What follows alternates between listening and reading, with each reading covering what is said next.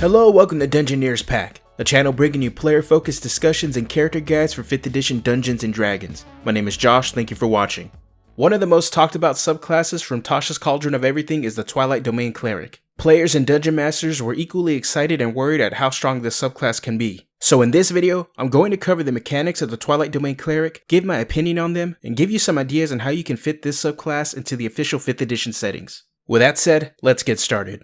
At level 1 we pick up this subclass, and along with it, we get additional spells added to our spell list. They are as follows. At 1st level, we get Fairy Fire and Sleep. At 3rd level, Moonbeam and See Invisibility. At 5th level, Aura of Vitality and Leomund's Tiny Hut. At level 7, Aura of Life and Greater Invisibility. And at level 9, Circle of Power and Mislead. The spell list is solid but not amazing. In terms of flavor, the spells represent the idea of security and the night sky. Most spells on this list are supportive of your team providing healing or utility, while others provide crowd control. There really isn't any offensive spells besides Moonbeam on this list, but since all the spells on this list are always prepared, we can prepare other spells to help on the offensive end. As usual for cleric subclasses, we pick up additional proficiencies, and the ones for the Twilight Domain want to place us in the middle of combat. We gain proficiency with martial weapons and heavy armor. This is a straightforward feature that could potentially place this subclass into the frontliner role. It is still possible to play a blaster or support with a higher armor class, since many of the features in this class grant some distance to keep you in the mid-range so you can still support the rest of your allies in melee combat.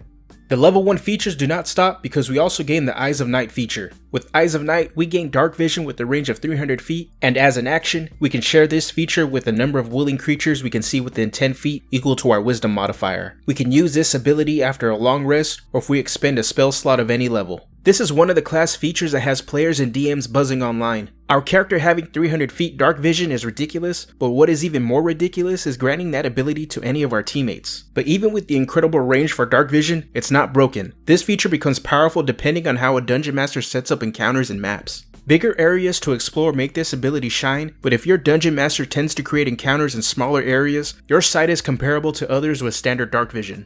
The last level 1 feature we pick up is Vigilant Blessing, which looks to give us or one of our allies a head start in combat. As an action, we give one creature we touch, which could be ourselves, advantage on the next initiative roll that creature makes. This benefit ends after we use it or use this feature again. Vigilant Blessing appears to be strong, but does require some foresight to get the most use out of it. This ability is balanced around your character being able to grant the advantage ahead of time instead of as a reaction to an event. Granting this to yourself at the start of the adventuring day can help you get ahead on the initiative to fire off a crowd control spell to end an encounter before it even starts. When we hit level 2, we gain the most talked about feature for this subclass, the Channel Divinity, Twilight Sanctuary. As an action, a sphere emanates in a 30-foot radius around us and is filled with dim light. The sphere moves with us and lasts for 1 minute or until we are incapacitated or die. Whenever a creature ends its turn in the sphere, we can grant it one of the following benefits. It can gain temporary hit points equal to 1d6 plus our cleric level, or we can end an effect causing charmed or frightened. Twilight Sanctuary is easily the strongest ability in this subclass's toolkit and has many players and DMs thinking it is completely broken. The restriction for this ability is that we have a limited amount of activations. The ability forces you into a mid to close range position to grant the benefits of this ability to your melee attacking allies who would benefit the most from this feature. By putting yourself in this range, it makes you susceptible to being the target of melee attackers or spellcasters looking to shut you down. Even then, I will admit, this ability is strong, but it's not broken.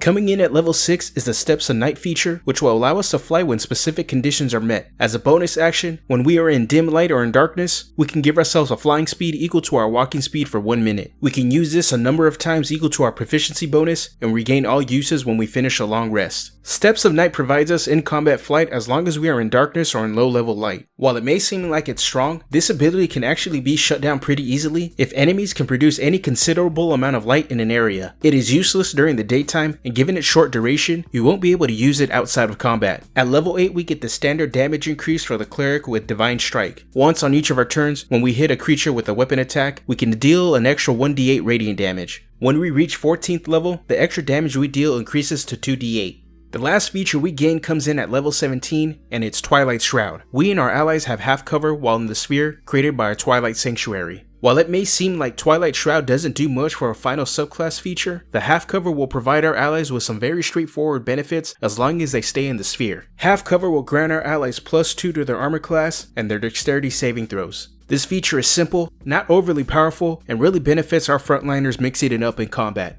Before giving my final thoughts on the subclass, let's take a look at how we can fit the Twilight Domain Cleric into the official 5th edition settings. In a traditional fantasy setting like Forgotten Realms, we can be a good aligned drow that is a follower of Elestray that rescues other drow looking to return to the surface. In Eberron, this is perfect for a Moonspeaker shifter who travels between shifter communities as a teacher to help guide those that have lost their way. In Ravnica, we can play an aspiring ministrant for the Orzhov Syndicate who is willing to protect the people of Ravnica for a price. And finally in Theros, this could be a servant for the god of passage Athreos. As his servant, your goal is to guide the souls of the dead to the underworld and return those that attempt to escape.